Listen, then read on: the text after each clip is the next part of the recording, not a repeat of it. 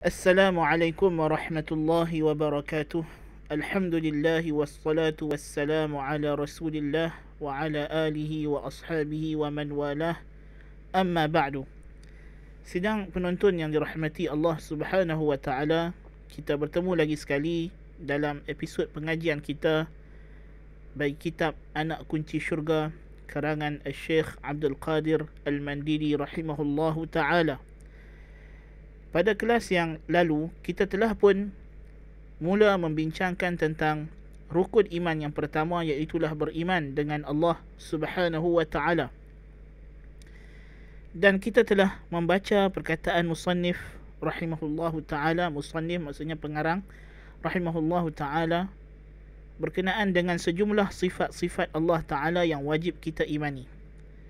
Dan secara asasnya beriman dengan sifat Allah Subhanahu wa taala adalah wajib bagi setiap muslim dan muslimah pada apa yang datang padanya ayat Al-Quran ataupun hadis Nabi alaihi salatu wassalam.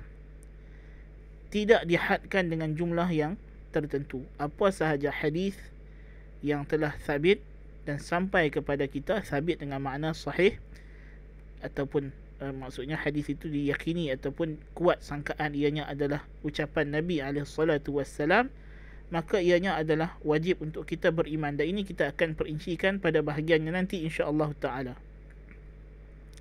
Kemudian musannif rahimahullah menyebutkan kepada kita tentang beberapa jumlah ataupun menyatakan kepada kita tentang bentuk-bentuk atau bahagian-bahagian tauhid.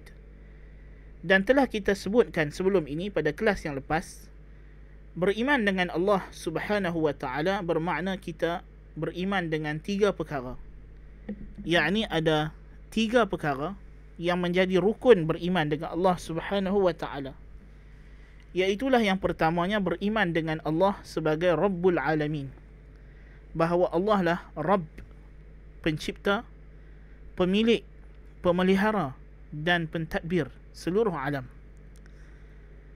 Dan inilah yang akan beliau, pengarang kitab kita ini rahimahullah, akan mulakan perbincangannya sebentar lagi.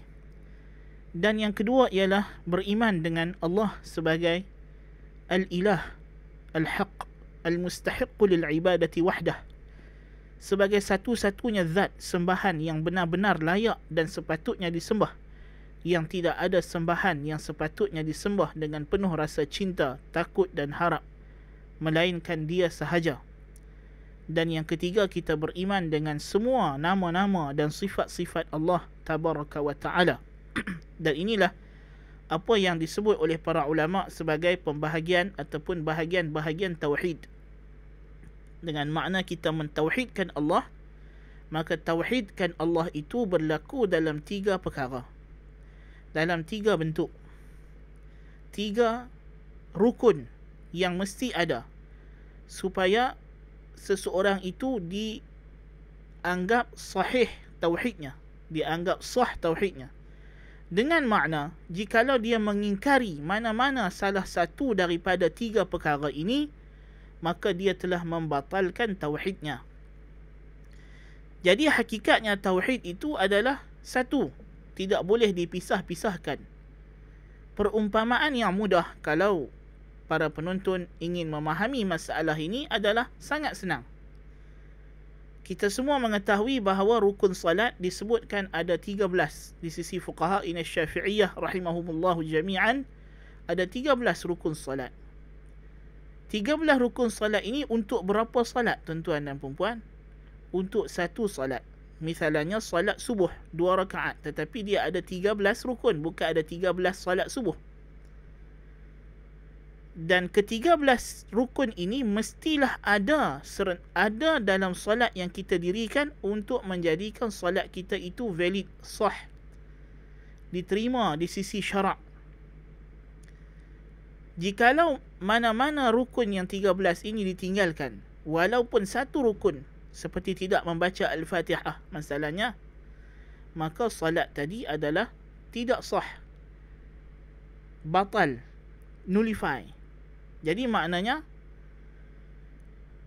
salat mestilah ada 13 rukun, tetapi satu salat Puasa kita ada 3 rukun. Niat, menahan diri daripada perkara yang membatalkan, daripada terbit fajar waktu subuh sehinggalah terbenam matahari, iaitulah maghrib, dan orang yang berpuasa. Jikalau tidak ada salah satu rukun ini, maka batal. Setiap ibadat ada syarat-syarat sahnya. Jikalau hilang syarat sah ibadat tersebut, maka ibadat itu tidak menjadi sah. Ibadat itu dipanggil batal. Batal maknanya tidak diambil kira, dan orang yang batal ibadatnya perlu mengulang semula ibadat tersebut jikalau masih ada waktu, atau diqada jikalau waktunya telah berlalu. So ini adalah konsepnya, tuan-tuan dan puan-puan sidang pendengar dan penonton dirahmati Allah Subhanahu wa taala. Dan bila kita berbicara tentang tauhid, demikian juga tauhid terdiri daripada 3 perkara, 3 elemen yang mesti dipenuhi oleh seorang hamba. Dia mestilah mengesahkan Allah dari sudut rububiyah, dari sudut ilahiyah atau uluhiyah, dan dari sudut al-asma' was sifat. Dan pada malam ini insya-Allah kita akan membincangkan apa yang dibawakan oleh musannif, perincian bahagian-bahagian tauhid ini ataupun elemen-elemen tauhid ini. Dan insya-Allah pada malam ni kita akan bincangkan bahagian yang pertama, iaitulah tauhid ar-rububiyah. Kita akan bincangkan elemen yang pertama, iaitulah tauhid ar-rububiyah. Kata musannif rahimahullahu taala, tauhid rububiyah. Tauhid rububiyah ialah mengesahkan Allah Subhanahu wa taala pada perbuatannya. Kata para ulama, tauhidur rububiyah ifradullah taala fi af'alihi huwa subhanah. Menunggalkan, mengesahkan Allah dalam perbuatannya dia taala. Apa makna? Yakni kita beriktikad bahawasanya di dalam alam ini tidak ada pencipta, pemilik dan pentadbir segala urusannya kecuali Allah Ta'ala sahaja. Tidak ada Tuhan lain yang bersekutu, yang menjadi rakan kongsi bagi Allah dalam mentadbir atau mencipta atau memelihara, dalam memberikan rezeki, dalam memberikan kehidupan, mematikan, mengurus atur perjalanan alam ini kecuali Allah Subhanahu wa Ta'ala. Dan sebahagian ulama mentarifkan tauhidur rububiyah dengan kata mereka ifradullah ta'ala fil khalqi wal hukmi, mengesahkan Allah dalam penciptaan dan juga hukum. Mengesahkan Allah dalam penciptaan dan juga hukum. Baiklah, seterusnya musannif rahimahullahu ta'ala mengatakan, sesungguhnya Allah Subhanahu wa ta'ala itu bersifat dengan sifat tunggal pada setiap perbuatan penciptaannya. Oleh itu tiada yang menciptakan sesuatu melainkan hanya Allah Subhanahu wa ta'ala, dan tiada yang memberikan rezeki melainkan hanya Allah Subhanahu wa ta'ala. Bahkan tiada yang mematikan, menghidupkan, menurunkan hujan, memberikan manfaat, memberikan mudarat dan memberikan sakit melainkan hanya Allah Subhanahu wa ta'ala. Maka inilah makna tauhidur rububiyah. Nisbah kepada kalimah ar-rabbu. Nisbah kepada kalimah ar-rabbu.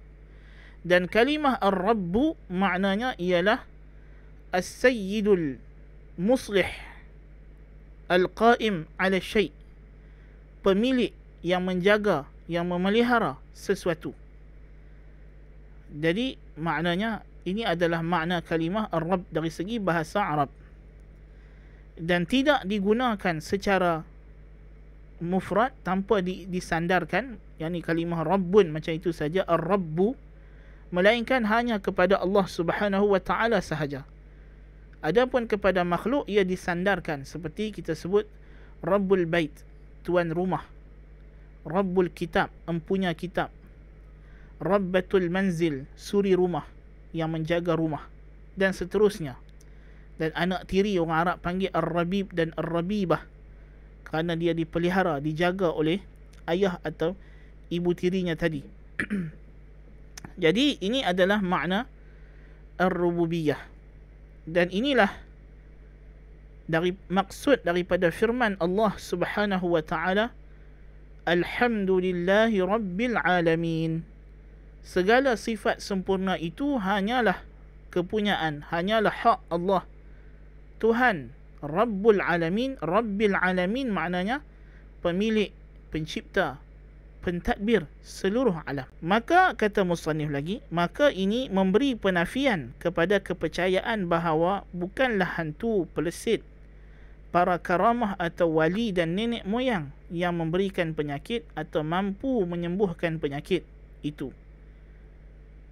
Jadi maknanya, kata musannif rahimahullah, i'tiqad ini maknanya kita kena mensucikan diri kita daripada sebarang kepercayaan yang mendakwa atau meyakini kononnya dalam alam ini ada entiti lain selain daripada Tuhan Azza wa Jalla, selain daripada Allah, yang ada kuasa untuk mengurus atur apa-apa kejadian alam walaupun yang paling kecil.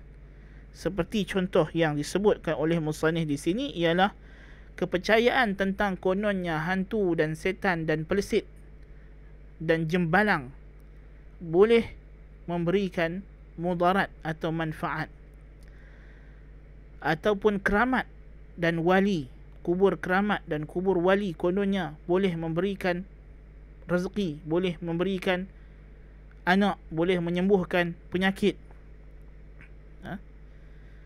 Ini semua adalah perkara yang kepercayaan, mempercayai perkara ini adalah syirik dan berlawanan dengan tauhidur rububiyah. Kerana hanya Allah Subhanahu wa taala sahaja yang mengurus atur kejadian alam ini. Walaupun kita meyakini bahawa Allah Subhanahu wa taala menciptakan bagi makhluk ini dalam alam ada sebab dan musabbab. Ada kemampuan di mana setiap makhluk, api diciptakan oleh Allah Ta'ala ada kemampuan untuk membakar, air ada kemampuan untuk membasahkan, makanan ada kemampuan untuk mengenyangkan. Tetapi semua kudrat yang ada pada makhluk dan kesan yang terhasil daripada kudrat makhluk adalah diciptakan oleh Allah dan hanya akan berterusan kekal selama mana diizinkan oleh Allah Tabaraka wa Ta'ala sahaja. Adapun kudrah mutlaqah, kemampuan yang mutlak, dan kesan yang sendirian, yang tidak berhajat kepada pembantu, tidak berhajat kepada sebab, hanyalah Allah Subhanahu wa taala. Allah lah yang menciptakan sebab dan musabbab. Allah lah yang menciptakan sebab dan musabbab. Maka tidak seharusnya dalam hati seorang mukmin dia ada sebarang kepercayaan, keyakinan, meletakkan harapan, tawakal, melainkan kepada Allah Subhanahu wa taala. Dan makhluk hanyalah sebab, sekadar yang Allah izinkan baginya sahaja. Sebab-sebab yang berbentuk fizikal, sebab-sebab yang berbentuk empirik, yang kita boleh perhati, yang kita boleh nampak. Doktor kemampuannya adalah untuk merawat, dia tidak ada kemampuan untuk menyembuhkan. Ubat-ubatan kemampuannya untuk merawat, untuk memberi kesan secara fizikal. Adapun jaminan bahawa ubat itu akan menyembuhkan penyakit kita ataupun tidak sembuh, itu adalah ketentuan Allah. Orang yang dah sampai ajalnya, buatlah rawatan macam mana pun, ambillah ubat yang dikatakan kononnya mujarab macam mana sekalipun, kalau dah sampai ajalnya pasti dia akan mati jua. Bukan bermakna ubat tidak ada kesan atau doktor tidak ada kemampuan untuk merawat, tetapi semua itu berlaku dengan izin Allah Subhanahu wa taala semata-mata. Dan tauhid ar-rububiyah ini terkandung padanya elemen-elemen yang kita sebutkan tadi. Yang pertamanya ialah kita meyakini kewujudan Allah Subhanahu wa taala. Di dalam tauhidur rububiyah pula ada beberapa perkara, ada beberapa elemen yang perlu kita faham untuk mengesahkan tauhid rububiyah kita itu sendiri. Yang pertama, kita beriktikad bahawa Allah itu wujud. Yang kedua, kita beriktikad Allah lah pencipta semua benda dan kejadian dalam alam ini, baik ia berupa zat ataupun sifat ataupun perbuatan, semuanya adalah ciptaan dan makhluk Allah Subhanahu wa taala. Dengan makna tidak ada pencipta dalam alam ini kecuali Allah Tabaraka wa taala. Dan yang seterusnya, yang ketiga, kita beriktikad bahawa semua yang dalam alam ini adalah milik kepunyaan Allah Subhanahu wa taala semata-mata. Tidak ada sesuatu pun zarrah dalam alam ini, tidak ada sesuatu pun elemen dalam alam ini melainkan dianya adalah milik kepunyaan Allah Subhanahu wa taala. Dan yang keempatnya ialah kita yakin dan percaya bahawa semua kejadian dalam alam ini, baik dan buruknya, telah diatur, disusun oleh Allah Subhanahu wa taala. Allah lah yang menentukan perkara tersebut untuk berlaku.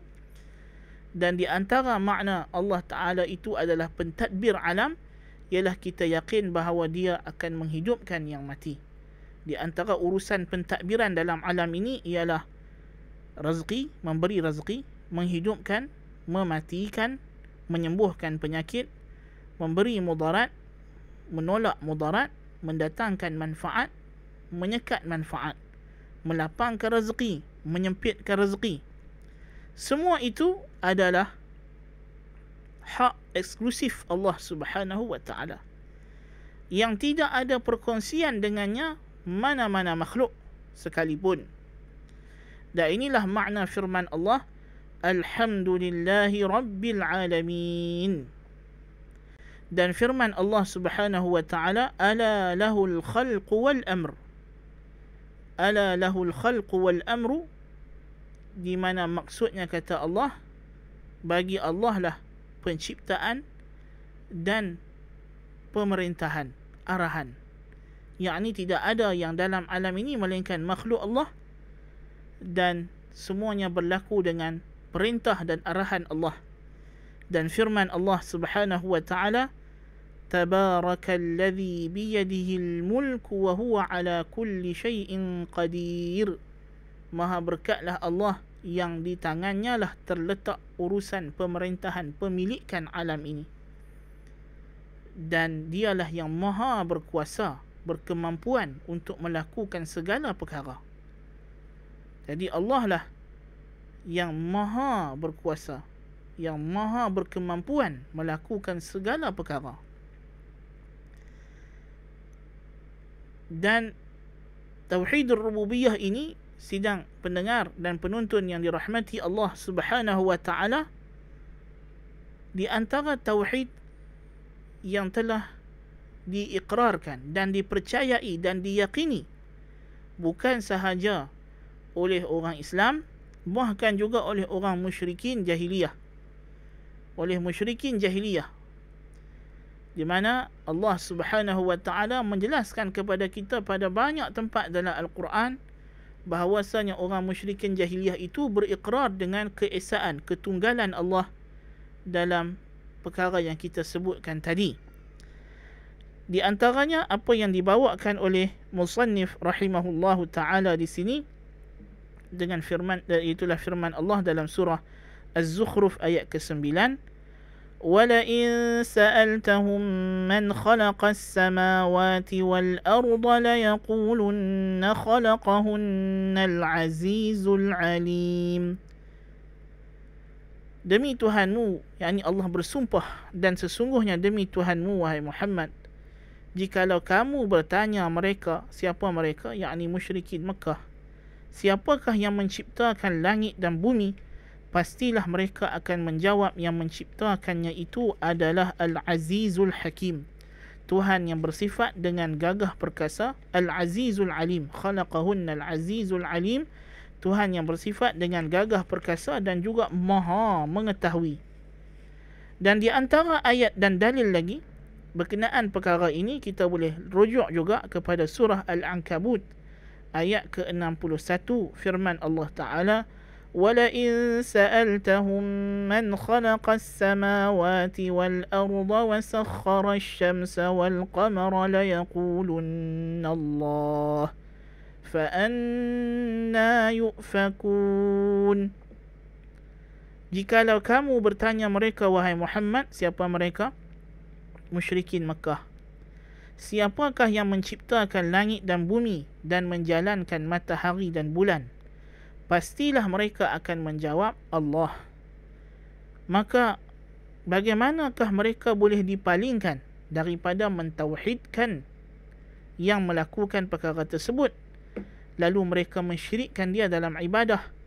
Mereka menyungutukan dia dengan perkara-perkara yang tidak mencipta dan tidak melakukan pentadbiran alam ini. Ibnu Jarir At-Tabari rahimahullahu ta'ala, jikalau kita menyemak tafsirnya, menyebutkan makna ayat ini.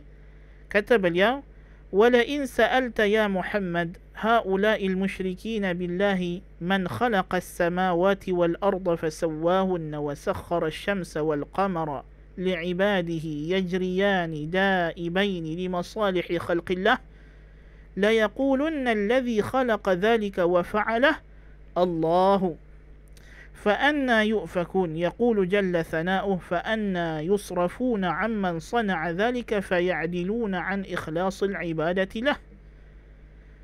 Allah Ta'ala menyatakan dalam ayat ini, jikalau kamu, wahai Muhammad, bertanya kepada musyrikin, mereka yang mensyirikkan Allah, siapa yang menciptakan langit dan bumi dan menjadikannya bertingkat-tingkat dan menjalankan matahari dan juga bulan untuk kepentingan maslahah hambanya yang sentiasa pula ia berjalan tidak henti-henti, pastilah mereka akan berkata, yang menciptakan perkara itu dan melakukannya ialah Allah. فَأَنَّى يُؤْفَكُونَ. Kata Allah Subhanahu wa ta'ala, maksudnya, maka bagaimanakah mereka boleh dipalingkan daripada Tuhan yang melakukan perkara tersebut, lalu mereka menyungutukannya, mereka berpaling daripada mengikhlaskan peribadatan hanya untuknya, yakni mereka mensyirikkan dia dalam ibadah. Dalam suratul Ankabut ayat ke-63, Allah Ta'ala menyebut lagi, وَلَئِن سَأَلْتَهُمْ مَنْ نَزَّلَ مِنَ السَّمَاءِ مَاءً فَأَحْيَا بِهِ الْأَرْضَ مِنْ بَعْدِ مَوْتِهَا لَيَقُولُنَّ اللَّهُ قُلِ الْحَمْدُ لِلَّهِ بَلْ أَكْثَرُهُمْ لَا يَعْقِلُونَ. Kata Ibnu Jarir At-Tabari dalam mentafsirkan makna ayat ini, يقول تعالى ذكره لنبيه محمد صلى الله عليه وسلم ولئن سألت يا محمد هؤلاء المشركين بالله من قومك. Wahai Muhammad, jikalau kamu bertanya kepada mereka yang menyekutukan Allah daripada kaum kamu,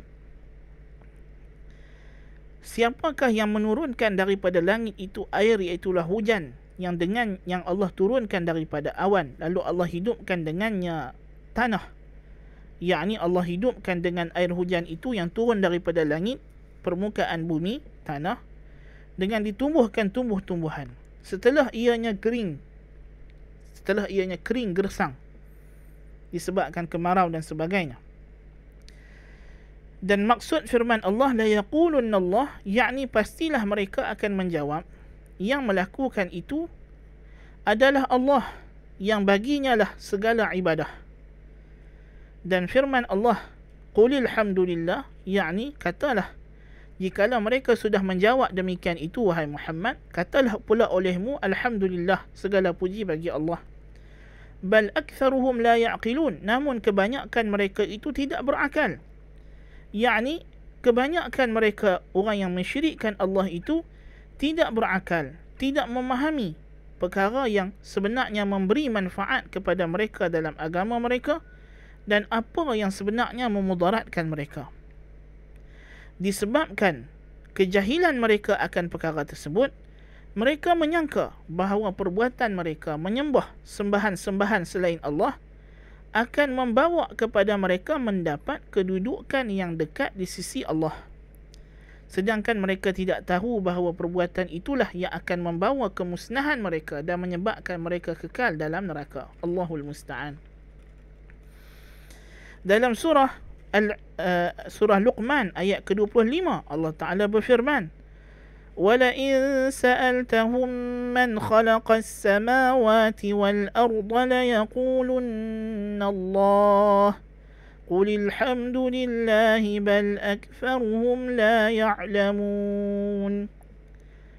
Kata Ibn Jarir At-Tabari rahimahullah dalam mentafsirkan makna ayat ini, Allah Ta'ala berfirman, yakni, jikalau kamu, wahai Muhammad, bertanya kepada golongan yang mensyirikkan Allah daripada kaum kamu, siapakah yang menciptakan langit dan bumi? Pastilah mereka akan menjawab, Allah. Yang melakukan, yang menciptakannya Allah. Maka katalah olehmu, wahai Muhammad, Alhamdulillah, yang menciptakan perkara tersebut. Segala puji hanyalah sepatutnya diberi kepada Allah, bukan kepada yang tidak mencipta sesuatu pun, bahkan mereka pula dicipta oleh Allah. Yakni sepatutnya yang kamu sembah itu ialah Allah, bukannya berhala-berhala yang kamu sendiri mengakui dia tidak menciptakan apa-apa pun dalam alam ini. Bahkan berhala itu pula diciptakan oleh Allah dengan pengakuan kamu sendiri. Kemudian kata Allah, bal aktsaruhum la ya'lamun, yakni kebanyakan mereka itu orang yang musyrikin tidak mengetahui siapakah yang sepatutnya diibadahi, siapakah yang sepatutnya mereka tuluskan segala pujian kepadanya, yakni sepatutnya kepada Allah semata-mata, bukannya kepada sembahan-sembahan palsu yang mereka reka-reka sendiri. So maknanya tauhid ar-rububiyah ini di antara tauhid yang kita boleh katakan ianya bukan sahaja diikrar, diakui oleh orang yang beriman dengan Rasulullah sallallahu alaihi wasallam, bahkan ia juga di antara tauhid yang menjadi hujjah Allah untuk menangkis syirik golongan musyrikin jahiliyah, di mana Allah sering berhujjah dalam Al-Quranul Karim dengan ikrar mereka, dengan pengakuan mereka bahawa Allah lah sahaja pencipta, Allah lah sahaja yang memberi rezeki, Allah lah yang mentadbir urusan alam, Allah lah yang menghidupkan, Allah lah yang mematikan. Lalu dengan ikrar mereka inilah Allah menghujat semula, Allah membantah semula mereka akan perbuatan mereka yang kontradik. Setelah mana kamu kata Allah yang ciptakan segala-galanya, kemudian kamu pergi sembah selain Allah Subhanahu wa taala, maka ini adalah kontradik sama sekali. Dan kata musannif rahimahullah, bahkan tiada perbuatan bagi yang lain selain daripada Allah Subhanahu wa taala. Yakni setiap perbuatan dalam alam ini bukan sahaja zat, bukan sahaja objek itu yang dicipta oleh Allah, bahkan gerak-geri objek tersebut juga adalah ciptaan Allah, seperti mana firman Allah dalam surah As-Saffat ayat 96, wallahu khalaqakum wama ta'malun, padahal Allah yang mencipta kamu dan benda-benda yang kamu buat. Ayat di sini ada dua takdir, di mana ayat ini adalah penceritaan Allah berkaitan dengan hujjah Nabi Ibrahim alaihissalam kepada kaumnya. Nabi Ibrahim kata kepada kaumnya, wallahu khalaqakum, dan Allah lah yang, sedangkan Allah lah yang menciptakan kamu, wama ta'malun, dan apa yang kamu lakukan. Apa yang kamu lakukan di sini ada dua takdir, ada dua anggaran. Sama ada dengan makna apa benda yang kamu buat, iaitulah berhala, patung berhala yang kamu cipta dengan tangan kamu sendiri. Hakikatnya patung berhala itu adalah ciptaan Allah. Kenapa kamu sembah dia, tak sembah Allah?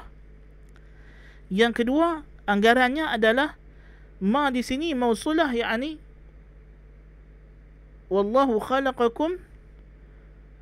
Ma di sini adalah ma masdariyah, yakni anggaran masdar, wallahu alladhi khalaqakum wa amalakum. Allah lah yang menciptakan kamu dan amalan perbuatan kamu, gerak-geri tangan kamu mencipta berhala itu sendiri adalah perbuatan, adalah makhluk ciptaan Allah. Dalam hadis Nabi SAW bersabda, innallaha yasna'u kulla sani'in wa san'atah. Allah lah yang menciptakan semua pembuat dan perbuatannya. yakni pergerakan tangan kita, pergerakan mata kita, pergerakan lisan kita, semua ini diciptakan oleh Allah Azza wa Jalla. Kenapa dicipta oleh Allah Ta'ala? Kerana semuanya makhluk. Siapa yang ciptakan mata? Allah. Siapa yang ciptakan telinga? Allah. Siapa yang ciptakan tangan? Allah. Jadi bila tangan ni bergerak, dia bergerak dengan apa? Dengan kemampuan yang siapa cipta? Allah cipta. Allah yang ciptakan tangan ini ada sistem yang membolehkan dia menggerakkan jarinya, menggenggam, mengambil, memegang. Allah yang ciptakan mata ini dan segala sistem yang ada dalam mata ini yang membolehkan dia melihat. Allah yang ciptakan telinga dan segala sistem yang ada dalam telinga ini yang membolehkan dia mendengar bila ada bunyi dan sebagainya. Maka semua itu adalah berlaku dengan apa yang Allah ciptakan. Maka ia adalah ciptaan Allah, diwujudkan oleh Allah. Namun dari segi sandaran kepada siapa yang buat, siapa yang mendengar, siapa yang melihat, tentulah ia balik kepada makhluk. Mata saya. Mata siapa? Mata saya. Tapi siapa cipta? Allah. Tapi mata saya, bukan mata Allah. Bila mata saya melihat, siapa yang melihat? Saya yang melihat, bukan Allah. Tetapi siapa yang menciptakan mata saya ini boleh melihat dan ada perbuatan melihat? Allah Subhanahu wa Ta'ala. Tetapi siapa yang sedang melihat? Ialah saya. Siapa yang sedang bercakap sekarang? Ialah saya. Tapi siapa yang mencipta percakapan saya? Allah. Siapa yang menciptakan mulut saya? Allah. Tapi mulut siapa? Mulut saya, bukan mulut Allah. Maka itulah konsep yang mudah di sisi ahli sunnah wal jamaah hendak faham masalah ini. Jadi makhluk ada perbuatannya sendiri.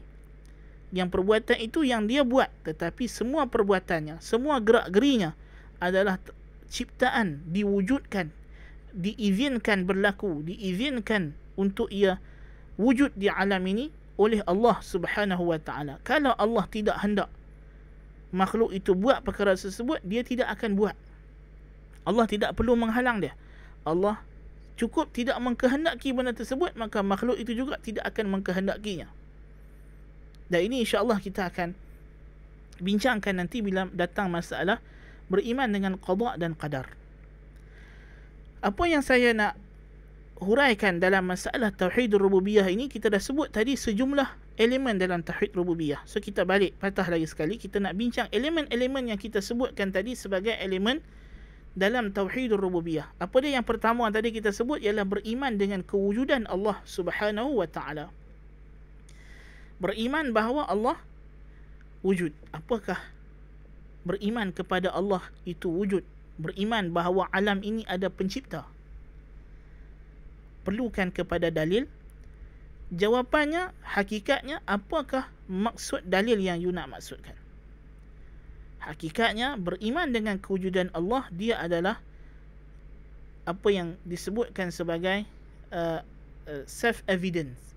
Maknanya, dia sendirinya sudah ada dalil pada dirinya, tidak berhajat kepada dalil luar. Dengan makna setiap makhluk, setiap manusia diciptakan oleh Allah Ta'ala dengan apa yang disebut sebagai fitrah. Sebagai fitrah. Fitrah ni ialah ciptaan asal yang Allah Ta'ala ciptakan kita padanya. Yang ni benda package yang memang ada. Tuhan ciptakan kita, sejurus kita wujud dalam perut mak kita, kita lahir keluar daripada perut mak kita sebagai manusia, benda itu dah ada dengan kita. Seperti telinga, mata, kaki kita. Itu makna fitrah. Kan? Jadi kita dilahirkan ke dunia ini dalam keadaan kita sudah ada persediaan untuk mengetahui dan mengenal Allah Subhanahu wa Ta'ala, untuk mengakui bahawasanya alam ini mempunyai pencipta yang mengurus atur kejadian alam, dan pencipta itulah yang berhak untuk disembah dan diabdikan diri kepadanya. Bukan bermakna bila kita keluar daripada perut mak kita, kita dah kenal Allah dengan nama-namanya, dengan sifat-sifatnya. Itu tidak, bukan maksudnya begitu. Kerana Allah Ta'ala berfirman, Wallahu akhrajakum min butuni ummahatikum la ta'lamuna syai'a. Allah yang mengeluarkan kamu daripada perut mak kamu, kamu tak tahu apa. Ada, kamu tak tahu apa. Tetapi Allah Subhanahu wa ta'ala telah persiapkan kepada kita, seperti mana Allah ciptakan pada kita kaki. Walaupun kaki itu bila kita dilahirkan, dia belum boleh berjalan, belum boleh berdiri, belum boleh merangkak, tetapi dia memang diciptakan untuk sampai masa dan waktunya untuk digunakan sebagai alat untuk kita berdiri, berjalan, berlari. Itu maksud, kan? Allah ciptakan pada kita mata, yang mata itu ada persediaan untuk melihat segala bentuk dan rupa. Walaupun awal-awal kita dilahirkan, kita mungkin belum dapat melihat dengan terang, belum kenal warna, belum kenal muka orang dengan jelas. Tetapi bila sampai waktunya dah bersedia, Tuhan akan jadikan mata itu nampak terang semua benda. Allah jadikan pada kita mulut dan lidah yang bersiap sedia untuk berbicara. Walaupun masa kita umur, bila kita dilahirkan daripada perut mak kita, kita keluar ke dunia ini, kita umur 1 tahun, 2 tahun, barulah kita mula start belajar cakap sedikit-sedikit. Tetapi mulut itu memang sudah ada kesediaan, ability untuk bercakap bila sampai masanya. Jadi sama juga pengetahuan tentang kewujudan Allah Subhanahu wa ta'ala, dia adalah fitrah. Dia adalah fitrah. Yakni tidak perlu kepada dalil yang mendalam untuk mengetahui tentang kewujudan Tuhan Azza wa Jalla. Dia adalah di antara perkara yang disebut oleh ulama sebagai ad-daruri minal ulum ad-daruriyah, pengetahuan yang mesti, yang pasti diketahui. Yang mana pengetahuan yang mesti dan pasti ini tidak berhajat kepada dalil yang memerlukan kajian yang mendalam. Bahkan cukup sekadar ia ditanbih, diberi peringatan, maka dia akan tahu. Sebab itulah ulama kata di antara fitrah yang Allah Ta'ala sematkan ke dalam jiwa kita ini ialah as-sababiyah. Setiap perkara yang baharu jadi, likulli hadithin muhdith. Setiap event yang baru berlaku ada dia punya pembuat. Masalahnya, kalau kita masuk ke rumah kita, kita balik daripada kerja, tiba-tiba kita masuk rumah kita, kita tengok kedudukan kursi berubah. Sedangkan sebelum kita keluar kerja pagi tadi, kursi kita duduk posisi lain. Maka secara otomatisnya akal kita akan memberi kita satu alert. Ada orang masuk rumah, ada orang ubah kursi. Tak mungkin kursi tadi boleh berubah sendiri, melainkan mesti ada yang ubah. Dan kanak-kanak kecil, dia letak mainan dia di satu tempat, tiba-tiba dia datang cari balik, tak ada. Automatically dia akan terus tanya, tanpa kita perlu ajak dia, siapa ambil, dia tanya, siapa ambil mainan. Dia akan cari, dia akan tanya, siapa ambil mainan dia. Kalau kita cubit cucuk dia daripada arah belakang, dia tak nampak, dia akan pusing dan tanya, siapa buat.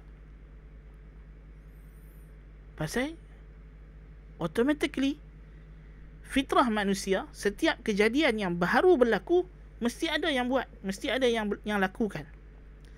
So fitrah ini, logik ini yang Tuhan telah sematkan ke dalam jiwa kita, inilah yang akan memandu dan membimbing kita untuk apabila kita melihat kejadian alam, kita pun berkata, alam ini ada penciptanya, tanpa perlu orang siapa-siapa pun cerita panjang. Sebab itulah mengetahui bahawa alam ini ada pencipta adalah yang ulama sebut sebagai fitrah. Sebagai fitrah, yakni dia tidak berhajat kepada kajian yang mendalam. Cukuplah yang diperlukan itu ialah tanbih, peringatan. Dengan dia meneliti fenomena kejadian alam, apa yang berlaku pada dirinya sendiri, dia tahu dia dulu tidak wujud, kemudian dia wujud. Maka itu sudah cukup untuk menyatakan bahawa di sana ada Tuhan yang menciptakannya. Adapun untuk mengenali perincian siapakah Tuhan yang menciptakan alam ini, namanya, sifat-sifatnya, maka ini memerlukan kepada bimbingan dan wahyu daripada Allah Subhanahu wa ta'ala menerusi Rasul dan Nabi. Itu fungsi wahyu. Rasul dan Nabi datang nak memberi peringatan berkenaan kewujudan Tuhan dan seterusnya menceritakan kepada kita, mengajarkan kepada kita tentang apakah nama Tuhan ini, apakah sifatnya, apakah nama-namanya dan seterusnya. Bagaimana cara kita hendak mengabdikan diri kita kepadanya. So, beriman dengan kewujudan Tuhan bukanlah benda yang sukar dan payah. Sebab itulah kita dapati dalam sejarah umat manusia tidak ada golongan yang mengingkari kewujudan pencipta bagi alam ini. Bahkan di antara fitrah yang Allah Ta'ala sematkan ke dalam jiwa kita juga ialah pencipta bagi alam ini adalah satu, adalah Esa. Tidak mungkin ada pencipta yang berbilang-bilang yang sama taranya, kedudukannya, kuasanya, kehendaknya dalam menciptakan alam ini. Bahkan para ulama telah melakukan istiqra', melakukan kajian, penelitian kepada kepercayaan-kepercayaan orang kafir. Didapati bahawa tidak ada agama dalam alam ini yang menyatakan atau berkeyakinan di sana ada dua Tuhan yang sama tara, sama kuasa, sama kedudukan mencipta alam serentak. Bahkan kata para ulama, agama yang paling jelas mengisbatkan dua entiti sebagai pencipta alam ialah agama Majusi yang beriktikad wujudnya Tuhan cahaya yang mencipta perkara baik dan Tuhan gelap yang melakukan perkara buruk, ataupun dengan istilah kita ialah syaitan. Mereka tidak sembah syaitan, tapi mereka anggap syaitan itu sebagai satu evil force yang ada dalam alam ini yang menjadi punca kepada kejadian-kejadian buruk, di mana mereka mengatakan Tuhan tidak mengkehendaki benda itu berlaku. Pun begitu, walaupun mereka mengatakan perkara-perkara buruk tidak diciptakan oleh Tuhan, diciptakan oleh syaitan tadi, yang mereka namakan Tuhan kegelapan. Pun begitu, Tuhan gelap itu sendiri, kata mereka, diciptakan oleh Tuhan cahaya, Tuhan yang baik. Dia bukan jadi sendiri, dia diciptakan, maknanya dia sendiri makhluk. Maka dia tidak setara, tidak sama kedudukannya dengan Tuhan cahaya. Dan di akhir zaman nanti, kata orang Majusi, bila nak berlaku kiamat, Tuhan cahaya akan mengalahkan Tuhan kegelapan. Lalu yang ada hanyalah kebaikan. So ini adalah agama yang dikatakan paling jelas beriktikad di sana ada Tuhan yang banyak.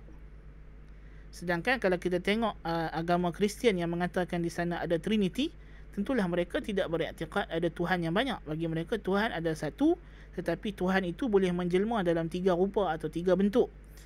Dan pun begitu, orang Kristian mengatakan hanya satu bentuk Tuhan yang menciptakan alam ini, iaitulah Tuhan Bapa.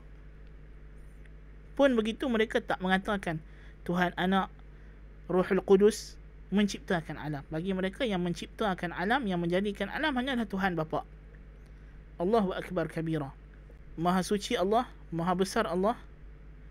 Ta'ala Allahu an qawlil musyrikin uluwan kabira. Pun begitu, mereka tidak mampu untuk menafikan fitrah yang begitu kuat dalam diri mereka. Fitrah yang sangat kuat Tuhan Azza wa Jalla sematkan dalam diri mereka, bahawa Tuhan pencipta alam ini adalah Esa. Dan kalau dihikayatkan pun ada golongan yang mengingkari kewujudan Tuhan Azza wa Jalla, ia adalah pengingkaran secara lisan, seperti Fir'aun la'anahullah. Fir'aun bukanlah dia mengingkari Tuhan dengan makna dia memang yakin Tuhan tidak wujud, bahkan lebih kepada ingkar secara lisan kerana dia tidak mau tunduk kepada syariat Nabi Musa AS. Dia tidak mau mengakui bahawa dia sebagai raja dalam Mesir terikat dengan peraturan. Sedangkan sebelum ini dialah yang menentukan peraturan dan dia tidak terikat dengan peraturan. Allahu Akbar kabira. Sebab itulah Allah Azza wa Jalla menyifatkan Fir'aun sebagai wajahadu biha wastaiqanatha anfusuhum zulman wa 'uluwa. Mereka mengingkarinya dengan lisan mereka, namun hati mereka, diri mereka, jiwa mereka berkeyakinan, meyakini akannya. Namun mereka menolaknya. Kenapa? Kerana bersikap zalim dan nak meninggi diri. Zulman wa 'uluwa. Kerana mereka zalim dan mereka meninggi diri. Maknanya bukan kerana mereka yakin Tuhan tak wujud, tetapi kerana enggan tunduk kepada syariat Tuhan, mereka mengambil jalan mudah dengan mengatakan Tuhan tadi tidak wujud. Dan hakikatnya inilah hakikat golongan etis. Sidang penonton yang dirahmati Allah Subhanahu wa taala, mereka cuba nak lari daripada tanggungjawab, cuba nak lari daripada bebanan dan tanggungjawab syariah, taklif syariah, bebanan syariah yang Allah Taala telah wajibkan ke atas manusia ini selaku hamba Allah untuk mereka memperhambakan diri mereka kepada Allah Subhanahu wa taala. Bukan kerana mereka benar-benar yakin Tuhan tidak wujud, tetapi kerana mereka enggan memperhambakan diri mereka kepada Tuhan ini. Saya sering menggambarkan golongan etis ini seperti anak durhaka. Dia berhijrah datang ke bandar, tinggalkan mak ayah di kampung. Bila orang tanya, hang tak balik tengok mak ayah hang kat kampung ke? Hang tak kirim belanja bulan-bulan ke? Dia ambil jalan mudah, dia kata dah mak ayah saya dah tak ada. Atau saya ni anak pungut, saya tak tahu siapa mak ayah saya. Dia ingkar kewujudan mak ayah dia. Bukan kerana dia yakin mak ayah dia memang tak ada. Dia tahu mak ayah dia masih hidup. Dia kenal mak ayahnya. Tapi sebab nak lari daripada tanggungjawabnya sebagai anak, maka dia ambil jalan mudah. Dia kata mak ayah saya dah tak ada. Demikianlah golongan etis. Ambil jalan mudah. Hanya kerana tidak mau memperhambakan diri mereka kepada Allah Azza wa Jalla, mereka ambil jalan shortcut. Mereka kata Tuhan tak ada. Padahal dalam hati mereka, mereka tahu Tuhan itu ada. Tuhan itu memerhatikan mereka, mengawasi gerak-geri mereka. Allahu akbar kabira, walhamdulillahi kathira, wa subhanallahi bukratan wa asila. So itu kalau kita nak cerita pasal kewujudan Tuhan Azza wa Jalla secara ringkas. Dan perbincangan tentang golongan etis dan sebagainya bukanlah perbincangan yang mudah. Saya tidak meremehkan isu ini. Apatah lagi kita hidup sekarang ni di gelombang New Atheism. Ini kita telah bahaskan tentang golongan New Atheism ini. Bagi penonton yang berminat untuk mengetahui tentangnya, bolehlah ikuti penjelasannya di podcast yang telah saya kelolakan, yang saya bincangkan perkara ini, iaitulah di podcast Rasionalis Ortodoks. So boleh ikuti di mana-mana platform, di platform platform podcast yang tuan-tuan dan puan-puan mudah ikutinya, sama ada di Google Podcast atau Apple Podcast atau apa-apa platform podcast yang tuan-tuan dan puan-puan selesa, atau boleh terus pergi ke Anchor Podcast. Di situ cari Rasionalis Ortodoks, maka ada perbincangan kita tentang gerakan New Atheism. Dan juga kita telah baru sahaja pagi tadi, itulah pagi Jumaat tadi, kita menghabiskan siri-siri perbincangan kita, bantahan kita terhadap golongan Darwinis, golongan yang beriman dengan teori Darwin, yang merupakan syubhat di antara syubhat-syubhat yang sering dikemukakan oleh golongan ateis. Baiklah, sidang pendengar dan penonton dirahmati Allah Subhanahu wa taala. So ini di antara elemen yang besar dalam tauhid ar-rububiyah. Demikian juga beriman dengan Allah sebagai pencipta, Allah sebagai pemilik alam ini, Allah sebagai pentadbir urus kejadian alam, yang Allah sahajalah yang berhak, yang layak mendatangkan mudarat atau manfaat. Kita telah sebutkan tadi bahawasanya orang musyrikin jahiliyah, orang musyrikin Mekah juga beriktikad dan mengakui bahawasanya tidak ada yang mencipta, mentadbir, memelihara dan mengurus atur kejadian alam ini kecuali Allah Subhanahu wa taala. Walaupun memang pengakuan mereka terhadap rububiyah Allah ini bukanlah pengakuan yang sempurna, kerana ada satu elemen tauhid yang mereka tidak cukup, iaitulah elemen tauhid al-uluhiyah, yang insya-Allah kita akan bincangkan pada siri kelas yang akan datang biiznillah taala. Jadi berkenaan dengan dalil Allah Subhanahu wa taala pemberi rezeki, Allah yang mendatangkan mudarat, manfaat, ini sangatlah banyak dalam Al-Quranul Karim. Di antaranya surah Al-Fatihah yang kita ulang-ulang. Alhamdulillahi Rabbil Alamin, Ar-Rahmanir Rahim, Maliki Yawmiddin. Yang mana ini melazimkan kita mengakui kepada Allah sahajalah kita memperhambakan diri, dan hanya kepada Allah sahajalah kita memohon pertolongan. Kita disuruh minta lindung kepada Allah. Qul a'udzu birabbil falaq min syarri ma khalaq. Katalah olehmu wahai Muhammad, aku berlindung kepada Tuhan Al-Falaq, Tuhan yang menciptakan waktu subuh. Maknanya Tuhan, pemilik, pencipta, pentadbir. Dan kita telah sebut tadi firman Allah Ta'ala, ala lahul khalqu wal amru tabarakallahu rabbul alamin. Bagi Allah sahajalah, milik Allah sahajalah penciptaan dan juga pemerintahan. Maha berkat Allah, Tuhan sekalian alam.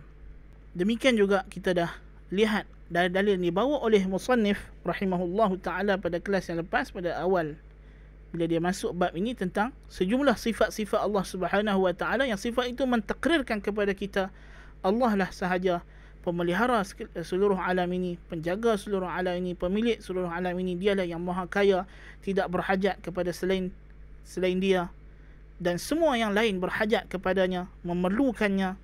Tidak ada satu makhluk pun yang boleh mendabik dada mengatakan dia tidak perlu kepada Tuhan. Hanya Tuhan yang tidak memerlukan kepada selainnya. So ini semua adalah ciri-ciri Allah sebagai Rabbul Alamin, sebagai rububiyah, sifat rububiyah Allah Subhanahu wa ta'ala. Jadi mudah-mudahan dengan penjelasan dan penerangan yang ringkas berkenaan dengan tauhid rububiyah ini dapatlah mencerahkan dan memberikan kepada kita kefahaman berkenaan dengannya.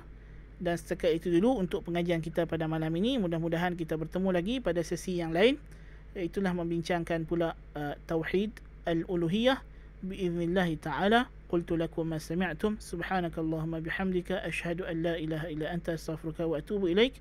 Wa sallallahu ala nabiyyina Muhammad. Wassalamu alaikum warahmatullahi wabarakatuh.